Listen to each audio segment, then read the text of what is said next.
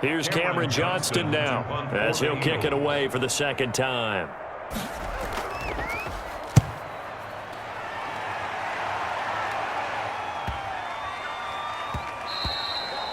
And this one hits at the one, continues on into the end zone for a touchback. Getting set to go again as we look at the back, heading onto the field again. And he's found the end zone twice, and now I'm guessing he's thinking, hey, let's find it 3 times. And you got to figure from the defensive perspective, how has he gotten there twice? What are we going to do to keep him out for a 3rd time?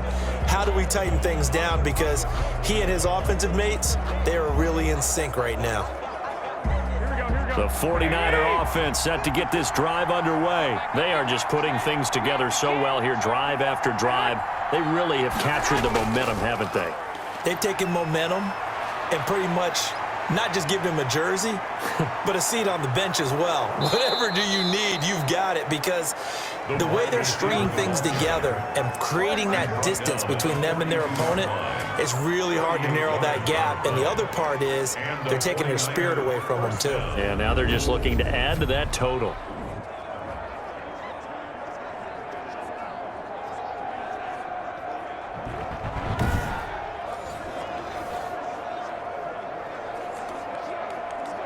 So the big play gets him across midfield now for 1st and 10. Throwing now is Garoppolo. And he's got his man on the out route. And they'll get this to the 30-yard line before crossing over out of bounds. He'll get a dozen there, and it's a 1st down, 49ers. And now we get into the psychology of the whole thing, because a lot of teams with a 2-score lead in the 3rd quarter, they almost become defensive with their offense, just playing not to lose. I think with this team, you got to figure at this point, this is a great spot for them to go into attack mode, really try and put the hammer down and finish this one off. And they'll get this one to about the 20-yard line. 10 more for him on that one. He's been a busy man. It's a 1st down.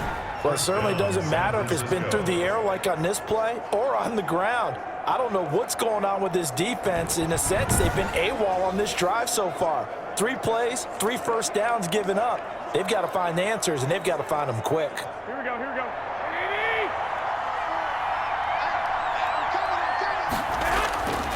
And he'll give it here to his running back. Give him a couple on the carry there, 2nd and 8. I know the scouting report on him is that he doesn't possess the eye discipline to be an elite linebacker. And what that means is his ability to read, react, and make a play. But on that one, he looked like one of those guys. The last run good for 2. Here's 2nd and 8.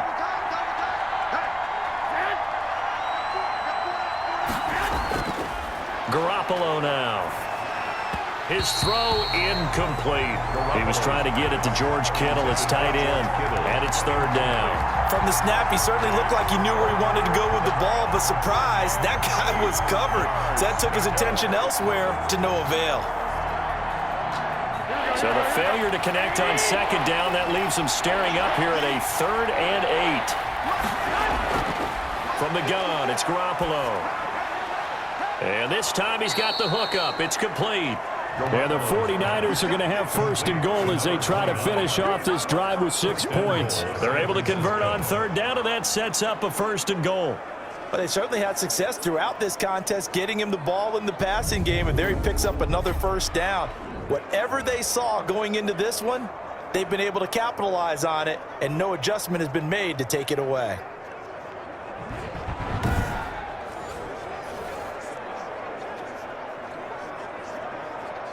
Here we go, here we go.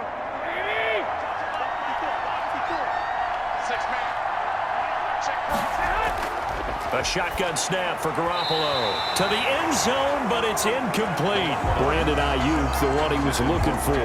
But it'll be 2nd and goal. A lot of times it's that first read that you have. Maybe you get it in pre-snap, and he locked in on his target, but he was covered quite well, and that one's incomplete.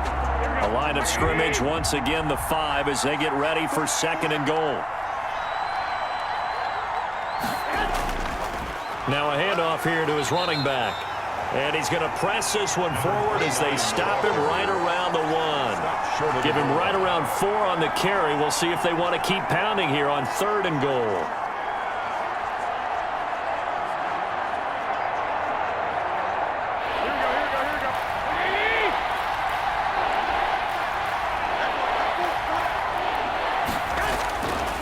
looking to throw. Garoppolo. And across the chalk into the end zone. It's a 49er touchdown. George Kittle from Jimmy Garoppolo. And the 49ers add on to their lead. That drive that really increased their cushion felt very military to me. Very precise, methodical. That's one of the words you've taught me. And they just got it done. And slowly but surely now starting to pull away a little bit. Things looking good for them here in the third quarter. Not only pulling away, but you mentioned that slowly but surely. You also drain clock, too, with a drive like that. So you really give yourself an advantage. Gold to add the extra point.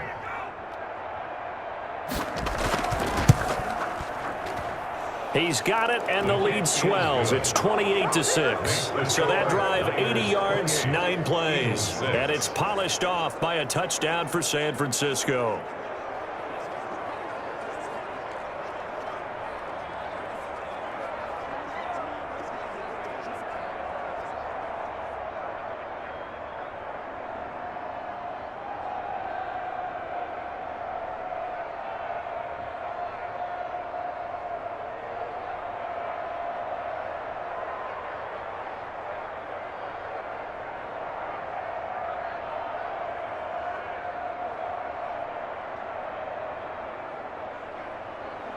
After the touchdown, it's Robbie Gould now to kick it away.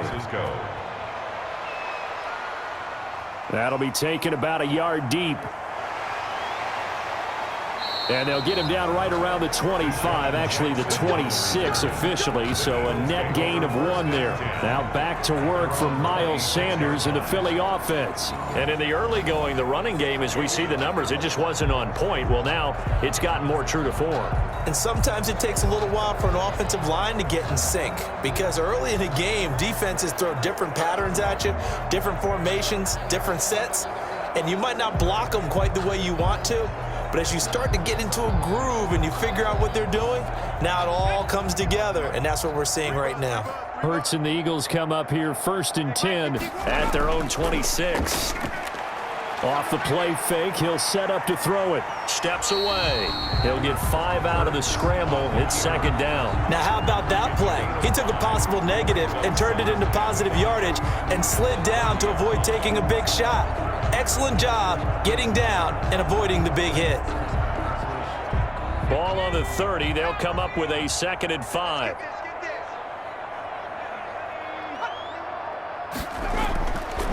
Hurts. And down he goes. The 49ers get there. Maurice Hurst picks up his 2nd sack of the afternoon. So one quick, easy analysis about why they've struggled so far. They keep putting themselves in 3rd and long situations. They just took another sack right there. And the offensive film session tomorrow may be a little longer than it normally is. Not a lot of positive grades will be handed out thus far.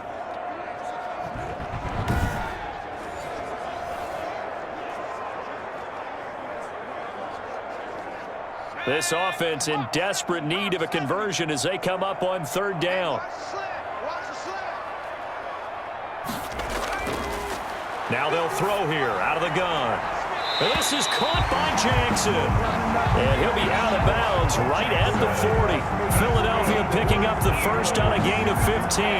Well, we talk all the time about playing situational football. Right now, I think the scoreboard is dictating what they need to do. Where they are in this game, they've got to push the ball downfield, take their shots, try and get big chunks of yardage in a short amount of time. That was a nice play there. And on this challenge, the refs have to take a peek and see whether or not the receiver was able to dot the I with both feet, while making sure that he possesses the football all the way through the catch.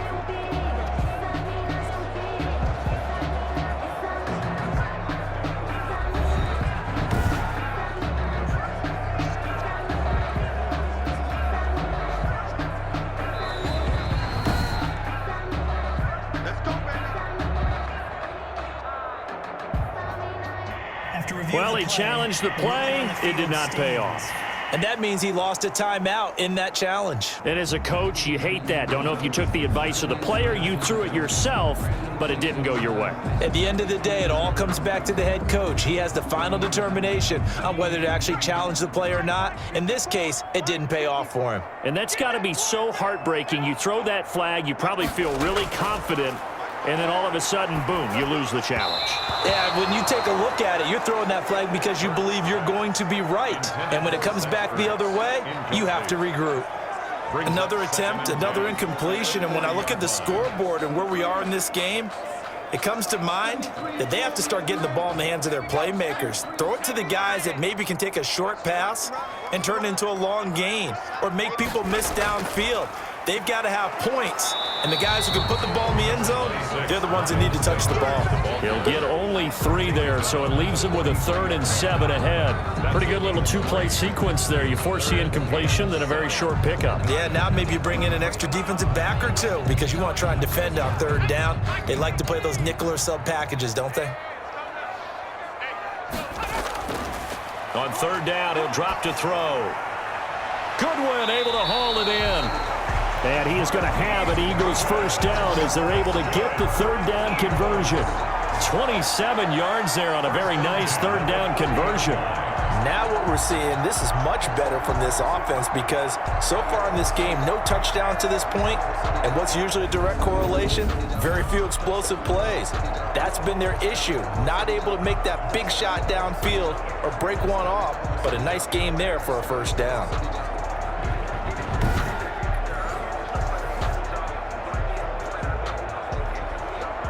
So from inside Niner territory now, this is 1st and 10 at the 30-yard line. They run the option here on 1st and 10. And he went nowhere. Well, he went backwards, back to the 33. D Ford that time showing what he can do defensively. Credit him with a tackle for loss. You got to figure the further they fall behind, the more you think that they'll get away from the run. They're trying to stick with it, but the results, they just aren't there.